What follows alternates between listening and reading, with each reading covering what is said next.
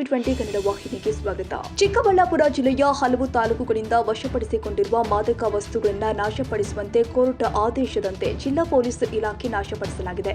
ಜಿಲ್ಲೆಯಲ್ಲಿ ಹಲವು ಕಡೆ ದಾಳಿ ಮಾಡಿ ಇಲ್ಲಿಯ ತನಕ ಸುಮಾರು 24 ಕೆಜಿ 758 ಗ್ರಾಂನಷ್ಟು ಮಾದಕ ವಸ್ತುಗಳನ್ನು ನಾಶಪಡಿಸಲಾಗಿದೆ ಎಂದು ಚಿಕ್ಕಬಳ್ಳಾಪುರ ಜಿಲ್ಲಾ ಪೊಲೀಸ್ ವರಿಷ್ಠಾಧಿಕಾರಿ ಕುಶಲ್ ಚೌಕ್ಸಿ ತಿಳಿಸಲಾಗಿದೆ.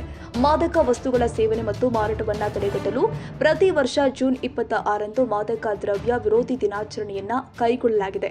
ಚಿಕ್ಕಬಳ್ಳಾಪುರ ಜಿಲ್ಲೆಯಲ್ಲಿ ಪೊಲೀಸರು ವಿವಿಧ ಕಡೆಯಲ್ಲಿ ದಾಳಿ ಮಾಡಿ ವಶಕ್ಕೆ ಪಡೆದುಕೊಂಡು ಕಾಯ್ದೆ 1985ರ ಅಡಿಯಲ್ಲಿ ಪ್ರಕರಣಗಳು ದಾಖಲಿಸಿ ಆರೋಪಿಗಳನ್ನು ದಸ್ತಗಿರಿ ಮಾಡಲಾಗಿದೆ.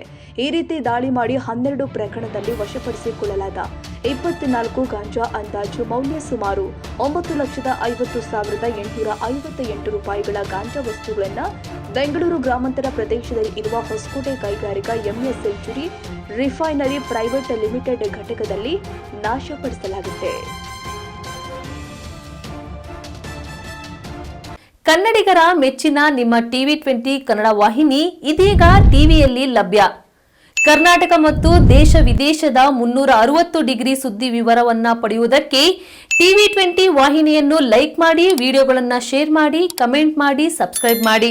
HCN ಕೇಬಲ್ 842 ನಂಬರ್ನಲ್ಲಿ ಹುಕ್ಕೇರಿ ತಾಲೂಕು ಹಾಗೂ ಸಂಕೇಶ್ವರದ ಸುತ್ತಮುತ್ತಲಿನ ಹಳ್ಳಿಗಳಲ್ಲಿ ಲಭ್ಯ. PCN ಕೇಬಲ್ 129 ನಂಬರ್ನಲ್ಲಿ ಹಾರುಗೆರೆ ಸುತ್ತಮುತ್ತಲಿನ ಹಳ್ಳಿಗಳಲ್ಲಿ ಲಭ್ಯ. ರಾಯಬಾಗ್ ಡಿಜಿಟಲ್ ಚಾನೆಲ್ ಕೇಬಲ್ 80ನೇ ನಂಬರ್ನಲ್ಲಿ ರಾಯಬಾಗ ತಾಲೂಕಿನ ಸುತ್ತಮುತ್ತಲಿನ ಹಳ್ಳಿಗಳಲ್ಲಿ ಲಭ್ಯ. UDCN ಕೇಬಲ್ ನೆಟ್ವರ್ಕ್ ಉಗಾರ ಸುತ್ತಮುತ್ತಲಿನ ಹಳ್ಳಿಗಳಲ್ಲಿ ನಿಮ್ಮ ಟಿವಿ20 ಕನ್ನಡ ವಾಹಿನಿಯೂ ಲಭ್ಯ.